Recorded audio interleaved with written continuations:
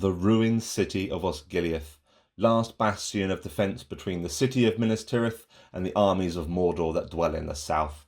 We're super happy to be bringing to you today a really quick and simple tutorial to create really lovely looking authentic Osgiliath ruins using the new modular terrain set from the starter set Battle of Osgiliath. These new terrain sets are so detailed and so lovely compared to some of the old terrain sets that you can get for Osgiliath Ruins, and the way that the modular locking system has been designed means you can create multiple buildings with different levels, different feelings and different aesthetics from the same basic template, and we're super happy to have these here for you today. So our painting method is going to show you how to create tabletop ready Osgiliath Ruins with a 5-stage painting process, and we'll give you a quick little guide of how we built up our ruins and a rough little guide of how to put them together just before we get to that. But we're super excited to have this for you today. We hope you guys enjoy. Without further delay, please sit back, relax and enjoy the video.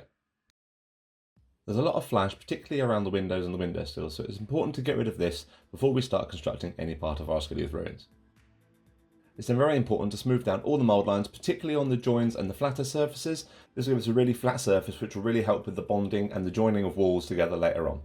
We use a combination of a small file and a mould line cleaner to get rid of the mould lines, particularly around the windowsill and the arches of all the windows.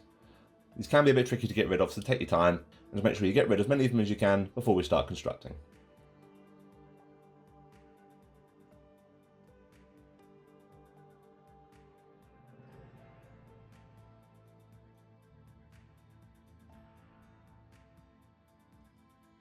And now we get to the fun bit. Start assembling. Using plastic glue to make sure our bonds are as tight and as strong as they can be, we start assembling our walls together, using the locking panels to make sure each wall is as secure as it possibly can be. The great thing about this new ruin set is that it's so modular. It's so incredible how much variation you can make out of one set of Osgiliath ruins, but we've opted just to show you a guide of how to create one of the standard ruins that comes in the box set. And yes, before you say it, we're aware our plastic glue is somewhat less than opportune. We lost the pinpoint applicator a while ago, so we just had to be a little bit more careful when it came to applying our glue to make sure we didn't flood the ruins with plastic glue. You can then create some corners around your ruins by affixing with the locking corner join to create some nice right angles and some really nice depth to the ruin shapes.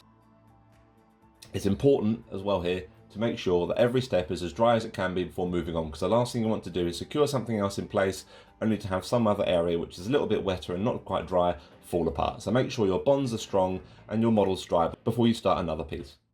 Once you're happy with your basic shape for your ground floor Osgiliath Ruins, we can start affixing the floor to build up the second story. And these have really nice little slot pegs which will go together really easily, and just make sure they lie on a flat surface to make sure that the floor doesn't warp whilst it's drying. Once the floor and the structure of the ruin is dry, you can affix the floor to the top of the ruins.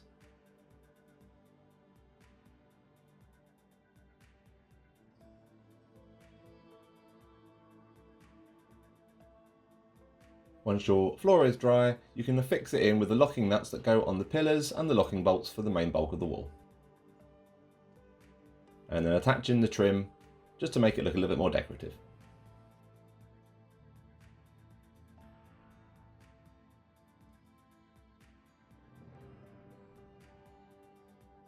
And then basically you just repeat the process depending on how high or extensive you want your Osgiliath ruins to look.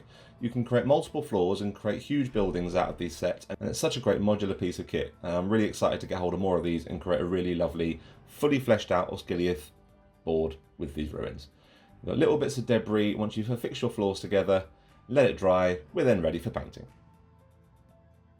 So we applied an undercoat to our ruins using Mechanicus Standard Grey, so you can't really tell here, but this has been sprayed with Mechanicus Standard just to give us a base to work off. We then applied an extremely thorough base coat to all the ruins with Baneblade Brown.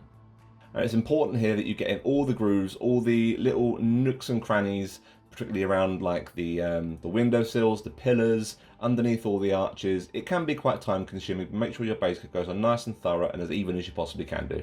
This will give us a really nice base aged stone to work off for the next dry brushing stages to get our ruins tabletop ready.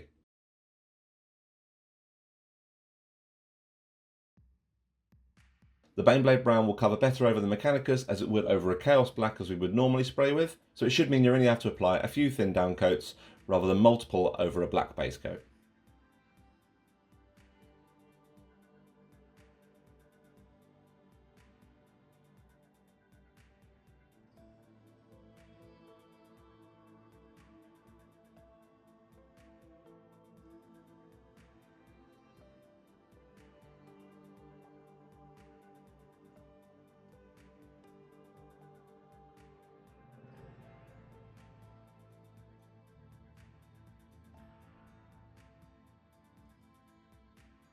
making sure you get around all the underside and the reverse of all the panelling to get as much of a consistent finish to the base coat of the ruins as we can.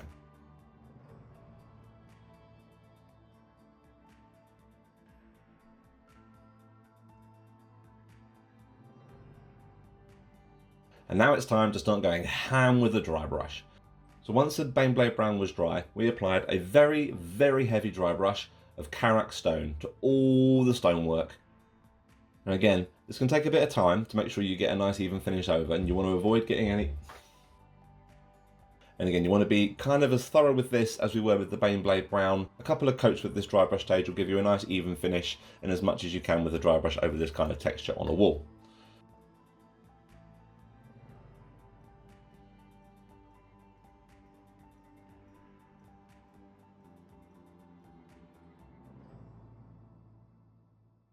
So you can see here we've got the floor, so it's picking up the bulk of the detail, but because it's quite a flat texture, the dry brush will give a different look to the stone flooring as it will with the brickwork on the actual walls, which we find really helps the overall look of the ruins themselves.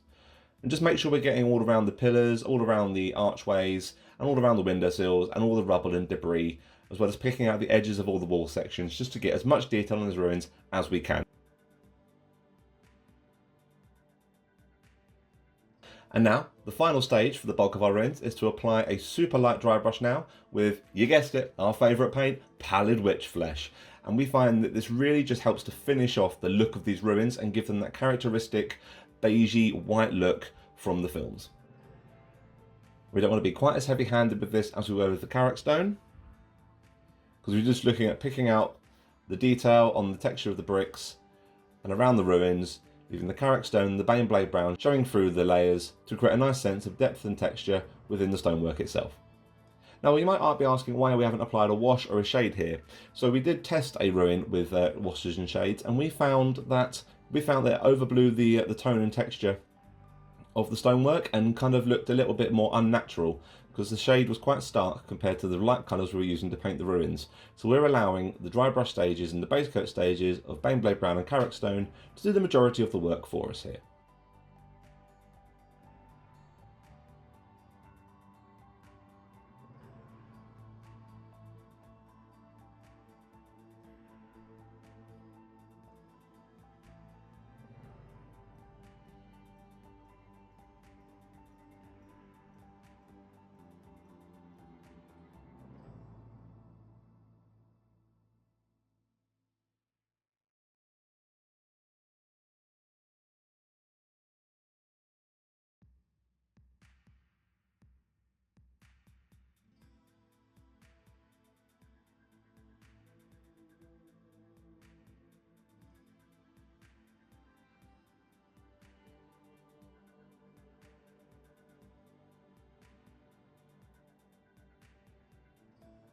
And by the time you're done, you'll have a really authentic, really lovely looking Osgiliath ruin just ready for the final details to be picked out and ready for the tabletop. So now there's a slightly more painstaking element to take into account. We've got to pick out all the broken woodwork and broken panelling on the ruins with dryad bark. This also includes any doors and any archways that have any wood texture on them. Paint these at this stage as well and apply the same painting method to the doors and any wood detail on the model as well.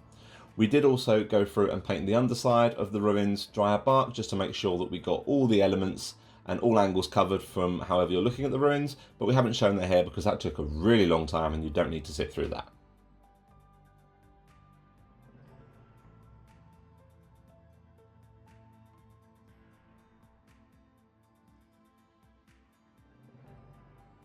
And then finally, just apply a quick targeted shade with Agarax Earth Shade just to add a bit of texture to all the wood detailing.